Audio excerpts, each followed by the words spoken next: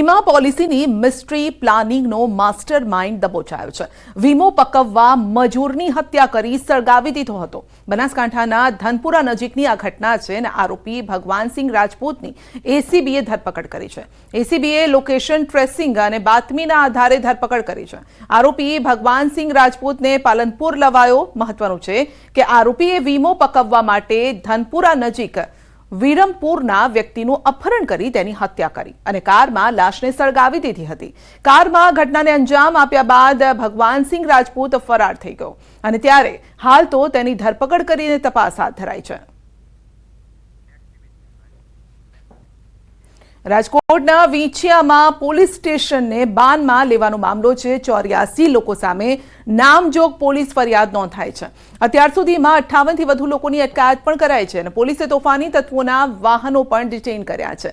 વીંછિયાની બજારમાં કર્ફ્યુ જેવો માહોલ સન્નાટો છવાયો છે। બજારમાં તમામ દુકાનોના શટર બંધ જોવા મળ્યા છે। સતત બીજા દિવસે વિવિધ વિસ્તારમાં પોલીસ કાફલો તહેનાત કરાયો છે। સોમવારની ઘટનાના પગલે વીંછિયામાં એસઆરપીની ટુકડી તૈનાત કરાઈ છે। એફઆઈઆર દાખલ કરી છે। આમાં ટોટલ 84 લોકોના 84 જેટલા લોકોના નામજોગ ફરિયાદ દાખલ કરવામાં આવી છે। આમાંથી 60 લોકોની અત્યાર સુધીમાં ધરપકડ કરવામાં આવેલી છે। પોલીસ પોતાનું કામ બહુ સારી રીતે કરી રહી છે। કાલે જે રીતે બહાદુરીપૂર્વક પોલીસે પોતાનું કામ કર્યું છે। દાહોદના વરોડમાં મહાદેવ મંદિરમાં ચોરીની ઘટના થતા ખળભળાટ મચી ગયો છે। ₹5 લાખથી વધુના મુદ્દામાલની ચોરી થઈ છે।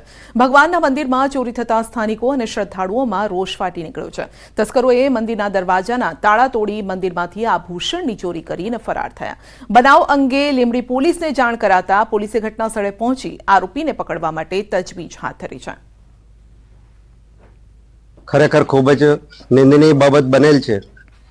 શિવજીની પ્રતિમા પર નાગનું તથા માતાજીના